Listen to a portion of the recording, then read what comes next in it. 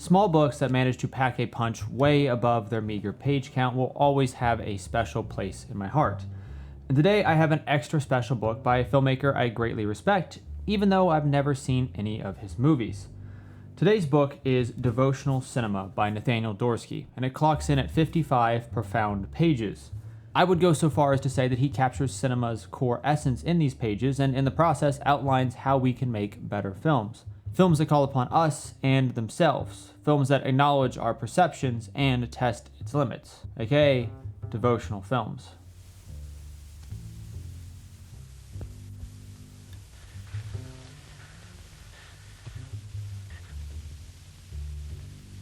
Nathaniel Dorsky is an American experimental filmmaker who works entirely in 16mm, and that is the only official way to see his movies, in person, in an art house theater, which of course I didn't have any of near where I grew up. From what I can gather, his films are highly imagistic, often silent, and somehow manage to evoke dreamlike feelings and emotions in their viewers.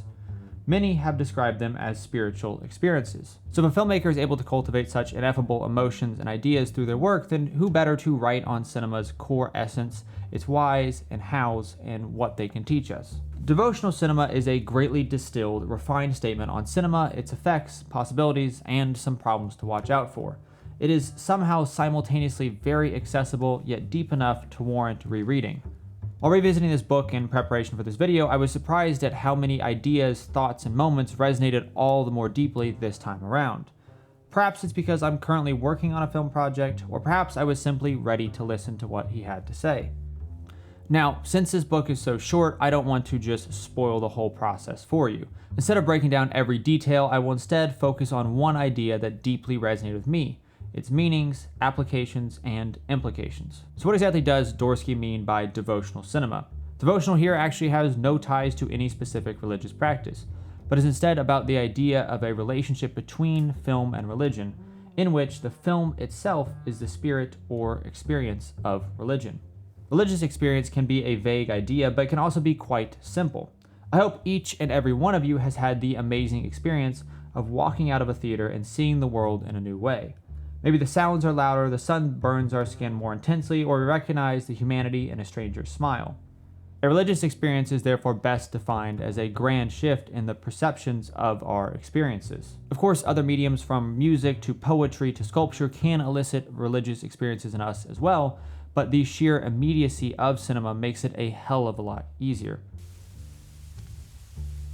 Devotional cinema has 8 subsections, each of which elucidate Dorsky's core vision of cinema's unique alignment with our metabolism, and thereby our very being, and how this should shape our understanding and use of the cinematic form. The topics range from the importance of a dark room as the viewing environment to self-symbols, or the existing magic of things. Amongst all of these brilliantly, deceptively simple observations, the one idea I would like to highlight today is this. If a filmmaker is not cognizant of the fact that a shot must express both the seer and what is seen, then the film's view isn't totally conscious. This quote slides in right before the book's ending, and I consider it to be a guiding light for all filmmakers. But as with any light, there is some fall off around the edges that leaves us asking questions and forming our own meanings. But at the bright center, Dorsky has a very clear intention behind this quote and how it should be applied. In his eyes, the seer is the filmmaker, and what is seen is the object, subject, person, or place that is being filmed. Now, we often discuss this dichotomy as being style versus substance, but substance usually means plot, characters, dialogue, textual substance. Interestingly though, Dorsky does not mean this. What is important to Dorsky is the very being of the object that is seen, how it moves its fingers, how water puddles amongst it, or how the air moves its flicker. There is no emphasis on plot here, but instead an emphasis on present observation, on allowing things and people the space to express themselves and their hidden wonder.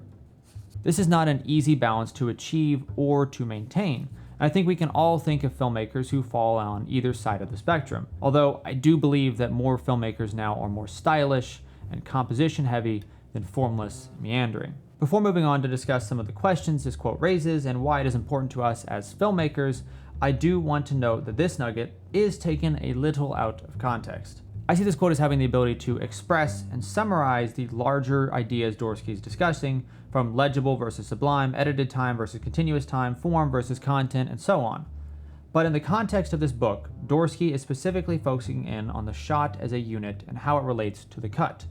Relationship he beautifully summarizes like this: the shots, as moments of luminous accommodation, ripen and expand and are popped like soap bubbles by the cut.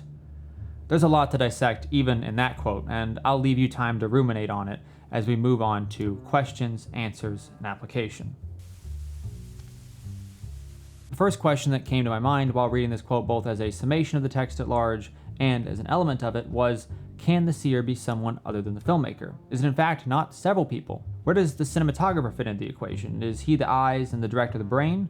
What about the editor? Is the editor the belief system that forms the brain's channels? And we haven't even got into the can of worms about the audience and the fact that they see the film and further reinterpret it. I think there's a bit of truth in each of these questions, but as Nathaniel Dorsky is the sole creator of most of his works, these questions just didn't matter to him quite as much. For our purposes, I think that the acknowledgement that the seer is much more fluid than it at first seems is more than enough. Just like the act of seeing itself, it is impossible to notice the shift of the lens, the brain's processing, and the blinks of the vision. They are all part of the process, and that's all we need to know. The second question that plagues me with Dorsky's larger quote is: how do we exactly express what is seen? Are we to allow our vision to be dictated by the subject? Are we to set up confines for the subject to run within? How does expression work in the fragments of cutting? What I was struggling with was the concept of balance, and you can't really balance anything until you have it in hand. Expressing a subject in one film will look entirely different in another, so as long as we are aware of the yin and yang of subject and seer, then we are in a good place. Okay, the good stuff. What does this actually look like in application? Basically, it all comes back to the idea that moderation is the best policy, and a call for us as filmmakers to remain aware of both our perspectives and the sanctity of the people, places, and things we're filming. It calls attention to our humanity and to their being. This in turn creates a self-critical perspective that always begs us to do more and to pay more attention, which will naturally help us to make better art and to help bring up the art around us to meet our higher standards. Art is a way to both organize the world and reach into the beyond, but we can never organize what we don't see, and if we aren't aware of what we don't see, we can never reach beyond. Now, this concept of the seer and the seen and their symbiotic relationship is all fine and dandy if we're talking about narrative film or about experimental film. But I think it's also important for us now to acknowledge that a lot of us, if not most of us filmmakers, currently make other content: commercials, music videos, YouTube videos, etc., etc. Our perspectives and the beings of our subjects matter much less in these information-heavy forms, but they still do matter. We just have to fight a little harder. It would be easy to just say, well, these forms aren't art, but the much more difficult, braver thing to do is to try and take these information forms and turn them into art. To slow down a little, respect the other person, and to look for a new perspective. To let the images carry you, not the information or the text. What this will look like for you will vary based on the project. But take, for instance, this very video. I wrote this whole thing not with 100% accuracy in mind, but rather with my own forward perspective. When it came time to film, I looked for light and images that reminded me of the book and what I know of Nathaniel Dorsky. But no matter the project, we always have to fight against information and for perspective and expression. I will once again urge you to go and read this book however possible, and to find a way to incorporate it into your own expression, especially if you enjoy Paul Schrader's transcendental style in film, as this book and that book share many references and ideas. And if you're more interested in Nathaniel Dorsky and what he has to say in his work, I've left some links in the description to an interview with him that I thought was excellent, and his own website. So with that, I hope you found this video helpful. Thank you for your time, and adios.